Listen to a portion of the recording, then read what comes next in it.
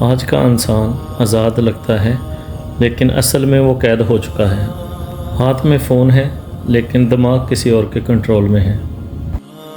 یہ صرف social media نہیں، یہ ایک ذہنی جنگ ہے۔ کیا آپ بھی فیل کرتے ہیں کہ فون آپ کا دماغ کنٹرول کر رہا ہے؟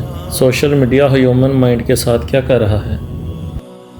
ہر لائک، ہر کمنٹ، ہر نوٹیفیکیشن دماغ کے اندر ڈوپامائن کر رہا ہے۔ ڈوپامائن وہ کیمیکل ہے جو نشہ بھی دے رہا ہے اور عادت بھی۔ اسی لیے ایک ویڈیو کے بعد دوسری کے بعد تیسری۔ سوشل میڈیا کا سسٹم ایسے ڈیزائن کیا گیا ہے کہ تم رک نہ سکو۔ اس کا نتیجہ کیا ہوتا ہے؟ فوکس ختم، صبر کمزور، خاموشی سے ڈر، تنہا رہنے کی ہمت بالکل ختم۔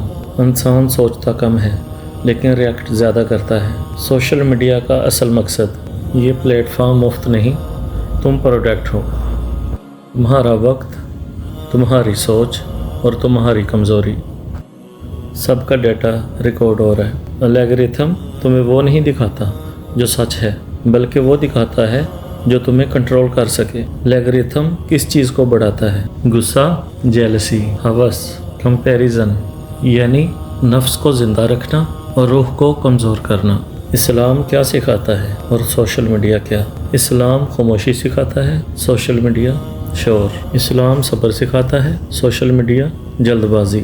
اسلام حیا سکھاتا ہے لیکن سوشل میڈیا بے حیائی۔ اللہ کریم قرآن میں کیا فرماتا ہے؟ اور جو شخص رحمان کی یاد سے غفلت کرے، ہم اس پر ایک شیطان مقرر کر دیتے ہیں تو وہ اس کا ساتھی ہو جاتا ہے۔ یہ فتنہ گناہ کی طرح نہیں بلکہ دھیرے دھیرے آتا ہے۔ نماز چھوٹ جاتی ہے، پتہ بھی نہیں چلتا۔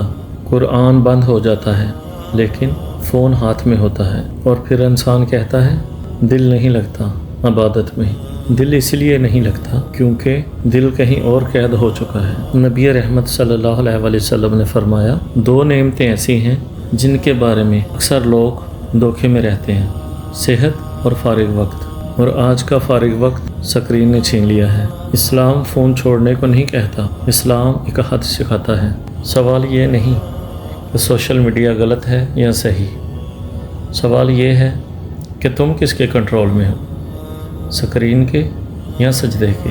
ابھی بھی وقت ہے، فون ہاتھ میں ہے لیکن فیصلہ دل کا۔